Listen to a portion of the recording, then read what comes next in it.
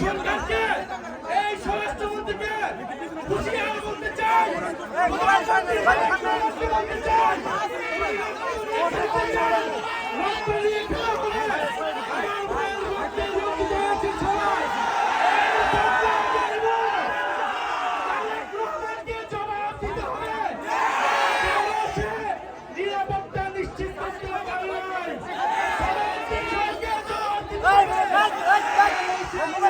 নিশ্চিত করতে পারে নাই। আপনারা ককটেল হুটান, গুলি চালান, বোমাবাজি করুন, এনসিপির জুলাই পদযাত্রা চলমান থাকবে।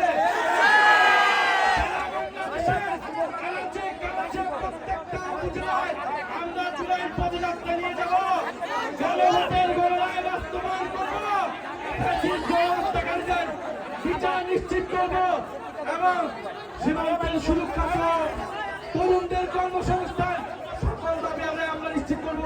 পাঞ্জাবের জগতে একটি বিশ্বস্ত নাম শাবাব এথনিক ওয়্যার। আমরা হুঁশিয়ারি দিতে চাই, এই শাবাব যারা দায়িত্বরত হয়েছে, পুলিশ প্রশাসন, ডিসি, কেন বিদ্যুৎ অফ হয়ে গেল, কিভাবে ককটেল বিস্ফোরণ হলো, এইখানকার যে এমপি, সে কি করে, সে কি নিরাপত্তা নিশ্চিত করেছে এলাকাবাসী, সেই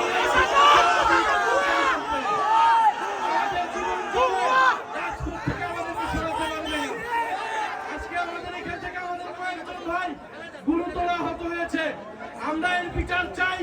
যদি দ্রুত সময়ের মধ্যে এই তদন্তের বিচার নিশ্চিত না করা হয়, তাহলে এখানকার স্থানীয় প্রশাসন এবং এমপি তাকে জবাবদিহিতার আওতায় আমরা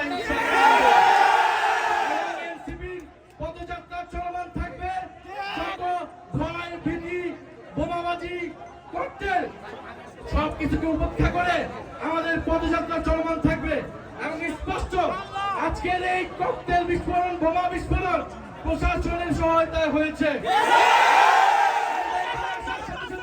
কেন বিদ্যুৎ বন্ধ করে দেওয়া হয়েছিল, বিদ্যুৎ বন্ধ করে দিয়েছিল, স্পষ্টভাবে আমাদেরকে খুন করার পরিকল্পনায় এখানে বোমা বিস্ফোরণ করা হয়েছে। বিচার চাই, কোন সন্ত্রাসীর ঠিকানা এই সাভারে হবে না। যারা গণহত্যাকারীদেরকে প্রশ্রয় দিবে, যারা সন্ত্রাস চাঁদাবাজি খুনিদেরকে প্রশ্রয় দিবে, যারা দুর্নীতিবাজকে প্রশ্রয় দিবে, তাদের পরিণতি ফ্যাসিস্ট আওয়ামী লীগের মতো হবে।